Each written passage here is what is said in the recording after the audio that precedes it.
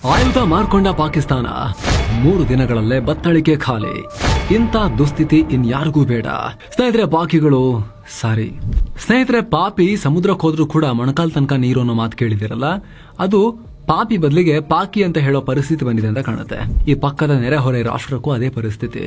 ಒಂದ್ ಕಡೆ ಭಾರತ ಕಾಶ್ಮೀರ ಉಗ್ರ ದಾಳಿಗೆ ಸೇಡ್ ತೀರಿಸ್ಕೊಳ್ತೀವಿ, ನೀವೇನ್ ಅನ್ಕೊಂಡಿದ್ರು ಅದೇ ಆಗುತ್ತೆ ಅಂತ ಎಚ್ಚರಿಕೆ ಕೊಡ್ತಾ ಬಾರ್ಡರ್ ನಲ್ಲಿ ವಿಧ್ವಂಸಕ ಅಸ್ತ್ರಗಳನ್ನ ನಿಯೋಜನೆ ಮಾಡ್ತಾ ಇದೆ. ಈ ಹೊತ್ತಲ್ಲಿ ಈ ಯುದ್ಧದಲ್ಲಿ ಕಾದಾಡಬೇಕಾಗಿದ್ದ ಪಾಕಿಸ್ತಾನ ದೊಡ್ಡ ಪ್ರಾಬ್ಲಮ್ಗೆ ಸಿಕ್ಕಾಕೊಂಡಿದೆ. ಅಲ್ಲಿ ನಾಯಕರೆಲ್ಲ ಅಣ್ವಸ್ತ್ರ ಹಾಕ್ತೀವಿ, ಭಾರತವನ್ನೇ ಉಡಾಯಿಸ್ತೀವಿ ಅಂತ ಪೌರುಷ ತೋರಿಸ್ತಾ ಇದ್ರೆ ಸೇನೆ ಬಳಿ ಆರ್ಟಿಲರಿಗೆ ಬಳಸಬೇಕಾದ ಮದ್ದುಗುಂಡೇ ಇಲ್ಲ ಅನ್ನೋದು ಬೆಳಕಿಗೆ ಬರ್ತಾ ಇದೆ. ಯುದ್ಧ ನಡೆದ್ರೆ ಅವ್ರದ್ರಿರೋ ಮದ್ದುಗುಂಡು ಬರೀ 4 ದಿನಕ್ಕೂ ಸಾಕಾಗಲ್ಲ ಅಂತ ಗೊತ್ತಾಗಿದೆ. ಖುದ್ದು ಪಾಕಿಸ್ತಾನದ ಮಾಜಿ ಮುಖ್ಯಸ್ಥ ಕೂಡ ಇದೇ ರೀತಿ ಹೇಳಿದ್ದಾರೆ. ಸೂಪರ್ ಪವರ್, ಇಸ್ಲಾಮಿಕ್ ಪವರ್ ಅಂತ ಇದ್ದ ಪಾಕ್ ಸೇನೆಯ ಅಸಲಿ ಮುಖವಾಡ ಕಳಚಿ ಬಿದ್ದಿದೆ. ನಿಮಗೆ ಗೊತ್ತಿರಲಿ ಸ್ನೇಹಿತರೆ, ಆರ್ಟಿಲರಿ ಪಾಕಿಸ್ತಾನದ ಪಾಲಿಗೆ ದೊಡ್ಡ ಶಕ್ತಿಯಾಗಿತ್ತು. ಇವತ್ತಿಗೂ ಪಾಕ್ ಭೂಸೇನೆಯ ಬೆನ್ನೆಲುಬು. ಆದ್ರೆ ಅದೇ ಮೂಳೆಯಲ್ಲಿ ಈಗ ಟೊಳ್ಳಾಗಿದೆ, ಕ್ಯಾಲ್ಸಿಯಮೇ ಇಲ್ಲ ಅನ್ನೋದು ಗೊತ್ತಾಗಿದೆ. ಈಗ ಪಾಕ್ ಒಳಗೆ ಕೋಲಾಹಲ ಸೃಷ್ಟಿಯಾಗಿದೆ. ಪಾಕ್ ನಾಯಕರು ಬಾಲ ಸುಟ್ಟ ಬೆಕ್ಕಿನಂತ ಆಡ್ತಾ ಇದ್ದಾರೆ. ದೇಶ ಬಿಟ್ಟು ಹೋಗ್ತೀನಿ ಯುದ್ಧ ಆದ್ರೆ ಅಂತ ಓಪನ್ ಆಗಿ ಹೇಳಿಕೆ ಕೊಡೋಕ್ ಶುರು ಮಾಡಿದ್ದಾರೆ. 3 ದಿನ ಅಬ್ಬರ, 4ನೇ ದಿನ ಅಂಬರ. ಸದ್ಯ ಪಾಕಿಸ್ತಾನದ ಪರಿಸ್ಥಿತಿ ಹೀಗಾಗಿದೆ. ಸದ್ಯಕ್ಕೆ ಭಾರತ ಪಾಕ್ ಮೇಲೆ ಯುದ್ಧ ಮಾಡುತ್ತಾ ಲಿಮಿಟೆಡ್ ಆಪರೇಷನ್ ನಡೆಸುತ್ತಾ ಸ್ಪಷ್ಟ ಇಲ್ಲ. ಆದರೆ ಒಂದು ಸುತ್ತಿನ ಸೇನಾ ಸಂಘರ್ಷ ಅಂತೂ ನಿಶ್ಚಿತ ಅನ್ನೋ ವಾತಾವರಣ ಇದೆ. ಸೈನಿಕರ ರಜೆ ಕ್ಯಾನ್ಸಲ್ ಮಾಡಲಾಗಿದೆ, ಅವರಿಗೆ ರೆಡಿ ಇರೋಕೆ ಹೇಳಲಾಗಿದೆ. ಆಯುಧಗಳನ್ನ ತುರ್ತಾಗಿ ಡೆಲಿವರ್ ಮಾಡಿಸ್ಕೊಳ್ತಿದ್ದಾರೆ. ರಷ್ಯಾದಿಂದ ಎಲ್ಲ ಬರ್ತಾ ಇದೆ ಒಂದಷ್ಟು ಐಟಮ್ಸ್. ಇಲ್ಲಿ ಸಣ್ಣ ಕ್ಲಾಶ್ ಆದ್ರೆ ಪಾಕಿಸ್ತಾನಕ್ಕೆ ಕಳ್ಕೊಳ್ಳೋದಿರೋದಿಲ್ಲ, ಮಾನ ಒಂದನ್ನ ಬಿಟ್ಟು ಏನಾದ್ರೂ ಇದ್ರೆ. ಆದ್ರೆ ಸುದೀರ್ಘ ಯುದ್ಧ ಆಯ್ತು ಅಂದ್ರೆ ಪಾಕಿಸ್ತಾನ 3 ದಿನ ಅಬ್ಬರಿಸಿ 4ನೇ ದಿನ ಅಂಬರ ಆಕಾಶ ನೋಡ್ತಾ ಕೂರ್ಬೇಕಾಗತ್ತೆ. ಯಾಕಂದ್ರೆ ಪಾಕಿಸ್ತಾನದಲ್ಲಿ ಈಗ ಕ್ರೂಷಿಯಲ್ ಆಯುಧಗಳೇ ಖಾಲಿಯಾಗಿದೆ. ರಿಪೋರ್ಟ್ಸ್ ಪ್ರಕಾರ ಪಾಕಿಸ್ತಾನ್ ಆರ್ಡಿನೆನ್ಸ್ ಫ್ಯಾಕ್ಟರೀಸ್ ಅಂದ್ರೆ ಪಾಕಿಸ್ತಾನ ಸೇನೆಗೆ ಮದ್ದುಗುಂಡುಗಳ ಸಪ್ಲೈ ಮಾಡೋ ಸಂಸ್ಥೆಯಲ್ಲಿ ಅಗತ್ಯಕ್ಕೆ ತಕ್ಕಷ್ಟು ಆಯುಧ ಪೂರೈಸೋ ಸಾಮರ್ಥ್ಯನೇ ಇಲ್ಲ.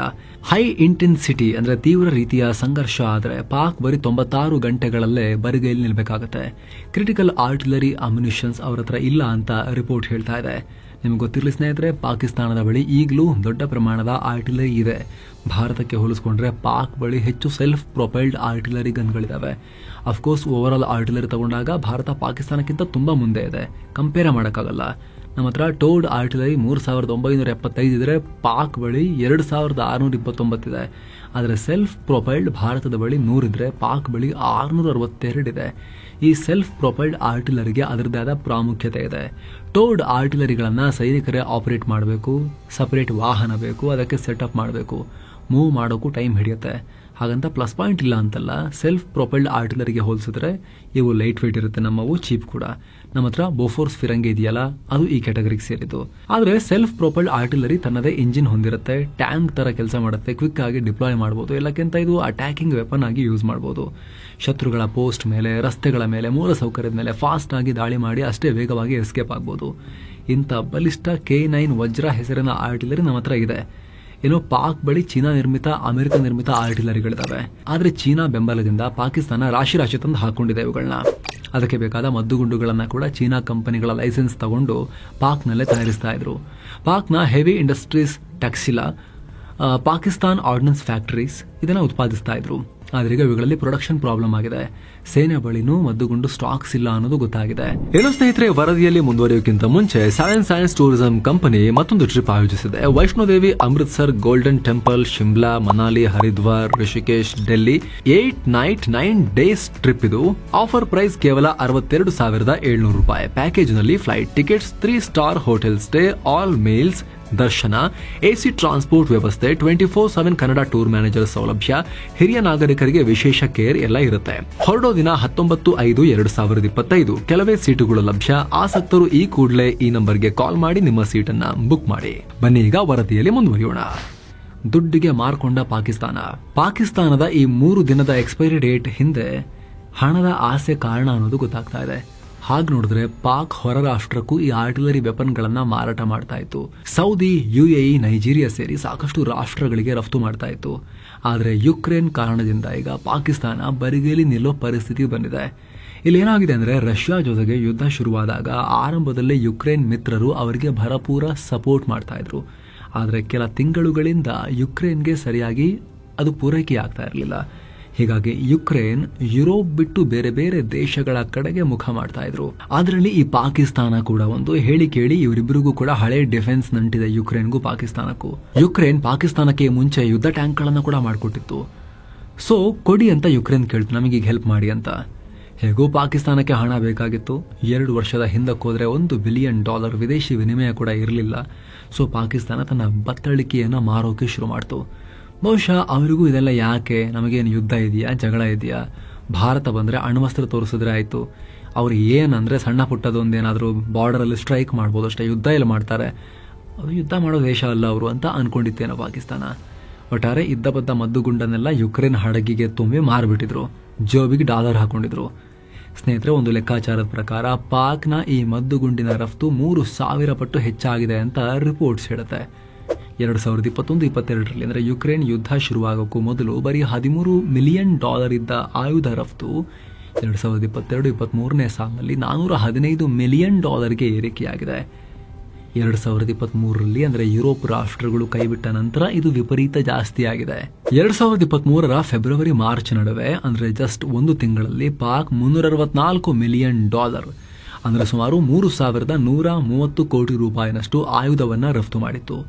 42,122 BM-21 rockets, 60,155 mm howitzer shells, 1,30,122 mm rockets ಅನ್ನ ಸೇಲ್ ಮಾಡಿದ್ರು. ಪರಿಣಾಮ ಅಮೆರಿಕದ ಡಾಲರ್ ಪಾಕಿಸ್ತಾನಕ್ಕೆ ಬಂತು. ಆದರೆ ಬತ್ತಳಿಕೆ ಖಾಲಿ ಆಯಿತು. ವಿಶೇಷ ಅಂದರೆ ಇದರಲ್ಲಿ 80% ಹಣ ಮುನೀರ್ ಜೇಬಿಗೆ ಅಂದರೆ ರಾವಲ್ಪಿಂಡಿಯಲ್ಲಿರುವ ಆರ್ಮಿ ಹೆಡ್ ಕ್ವಾರ್ಟರ್ಸ್ಗೆ ಟ್ರಾನ್ಸ್ಫರ್ ಆಗಿದೆ ಅಂತ ರಿಪೋರ್ಟ್ಸ್ ಹೇಳುತ್ತೆ. ಅಷ್ಟೇ ಅಲ್ಲ, ಪಾಕಿಸ್ತಾನ ಎಂಥ ಧೂರ್ತ ರಾಷ್ಟ್ರ ಅಂದರೆ ಹಣದ ಆಸೆಗೆ ಇಸ್ರೇಲ್ಗೂ ಅವರು ಆಯುಧ ರಫ್ತು ಮಾಡಿದ್ದಾರೆ ಅನ್ನೋ ಸುದ್ದಿ ಬಂದಿತ್ತು.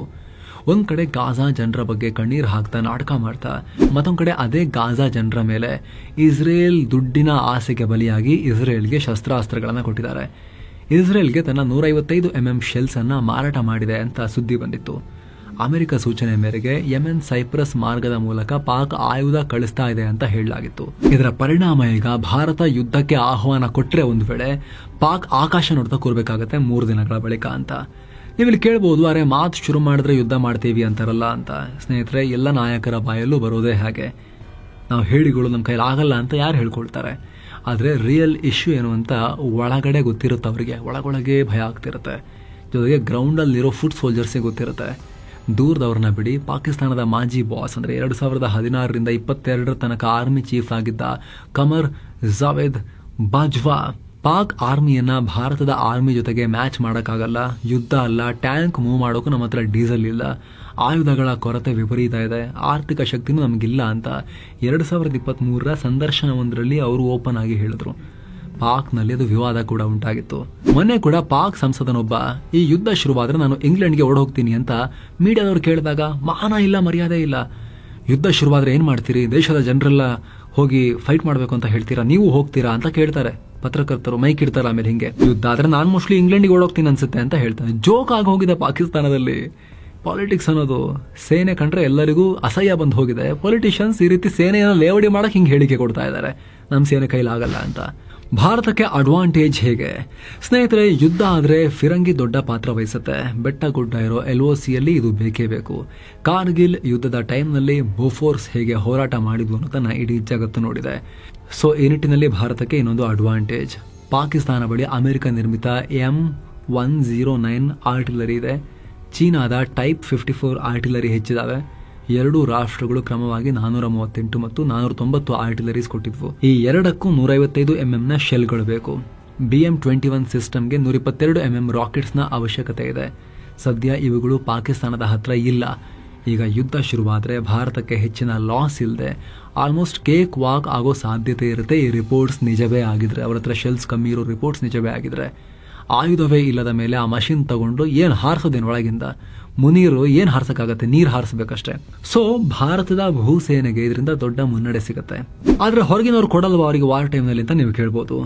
ಯುದ್ಧದ ಸಂದರ್ಭದಲ್ಲಿ ಈಗ ಚೀನಾ ಏನಾದರೂ ಆಯುಧ ಸರಬರಾಜು ಮಾಡಿದ್ರೆ ಅದು ಚೀನಾ ನೇರವಾಗಿ ಭಾರತವನ್ನ ಎದುರು ಹಾಕೊಂಡಂಗಾಗತ್ತೆ.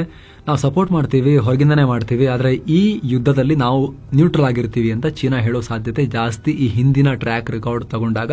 ಮತ್ತು ಈಗ ಅವರಿಗೆ ಭಾರತ ಎಷ್ಟು ಇಂಪಾರ್ಟೆಂಟ್, ಟ್ರಂಪ್ ಬೇರೆ ಒಂದು ಕಾಟ ಕೊಡ್ತಿದಾರಲ್ಲ, ಹಾಗಾಗಿ ಭಾರತ ಇಂಪಾರ್ಟೆಂಟ್ ಆಗುತ್ತೆ.